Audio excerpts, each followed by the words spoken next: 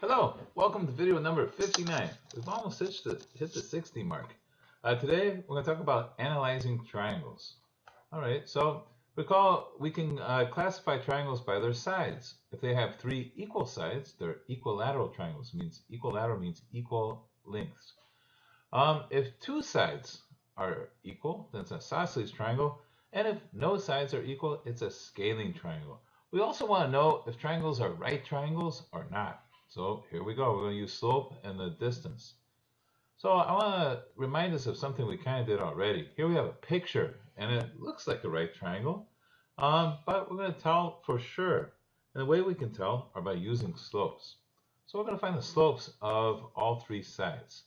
So we're going to start by finding the slope of AB. So we got to count how many we go up. We go 1, 2, 3, 4, 5. Up and 2 over. So 5 up and 2 over means the slope is 5/2. Okay, find the slope of BC. We go 1, 2, 3, 4, 5 over and 2 down. So the 2 down means the rise is -2, and the 5 over means the run is 5. So that's the slope of BC.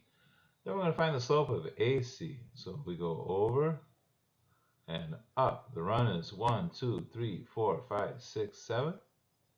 And the rise is 3. So the slope of AC is 3/7. Now, if lines are parallel, then their slopes are equal. We shouldn't have any parallel lines in a triangle. That's kind of impossible. If the lines are perpendicular, or the line segments, then their slopes are opposite reciprocals. And we see here the slope of AB and the slope of BC are opposite reciprocals, 5/2.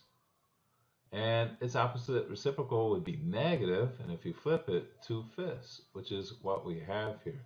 So that tells me that AB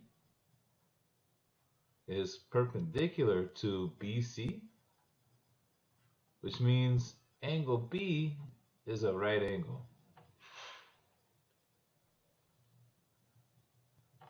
Okay, so how do we know for sure that this triangle is a right triangle? Because of the slopes.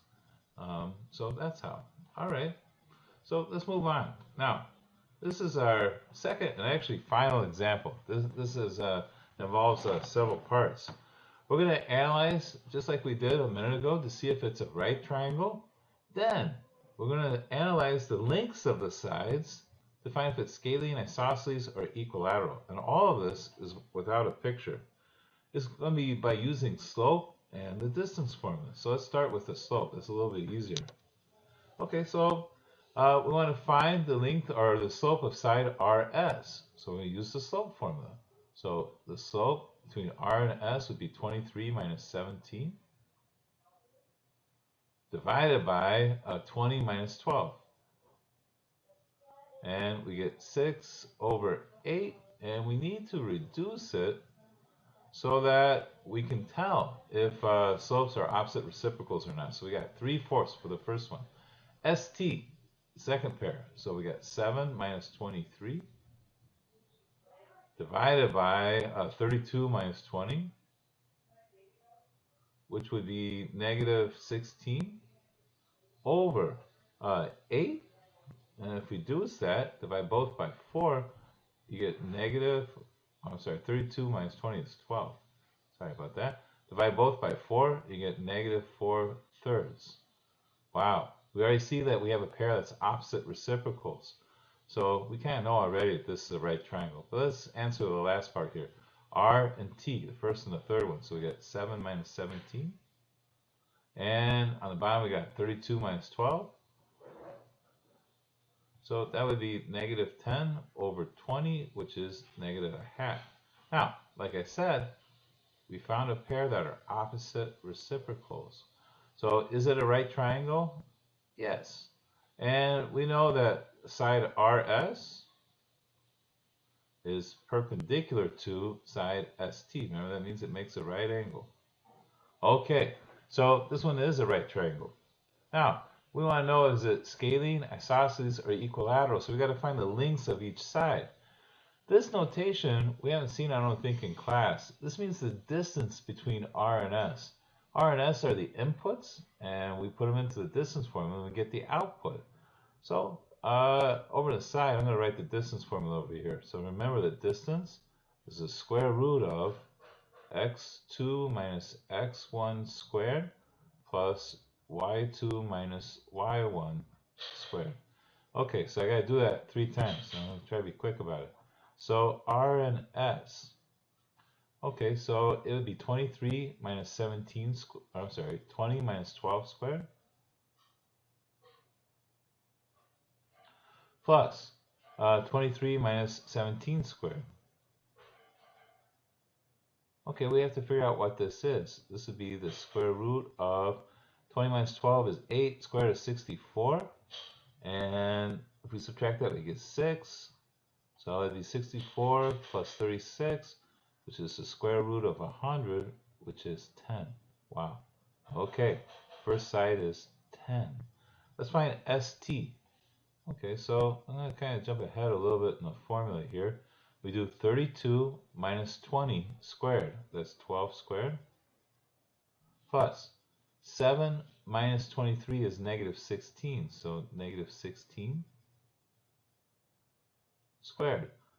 Okay, so this is the square root of 144 plus 256, which is the square root of 400.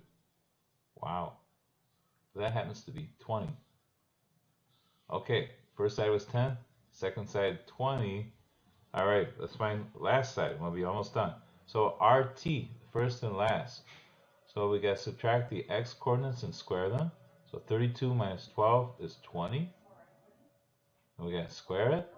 Plus, got to subtract the y coordinates. 7 minus 17 is negative 10 squared. So 20 squared is 400. Negative 10 squared is 100. And we get the square root of 500. And if we simplify it, because we can pull out 100, we get 10 square root of 5. Wow.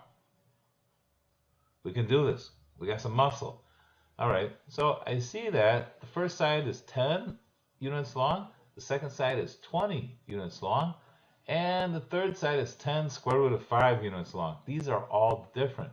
So the winner is scaling. So none of the sides are congruent. So we know it's a right triangle, but it's a scaling right triangle. Wow. Okay, we can do this. So to analyze triangles and quadrilaterals, pretty much we have to find the slopes of their sides and their lengths. And then we can kind of figure out what kind of triangle or quadrilateral they are. All right, it's almost the same thing here. So we got a triangle ABC with these 3 vertices. Go ahead and find the slopes and decide if it's a right triangle or not. You know, after distance, slope is not so bad.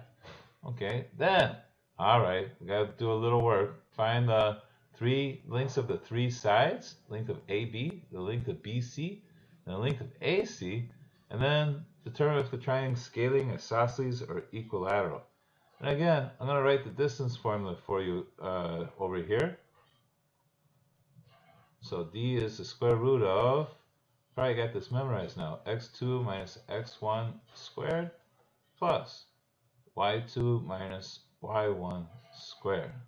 Okay, this is a really good problem. You guys are up for it. See you in class.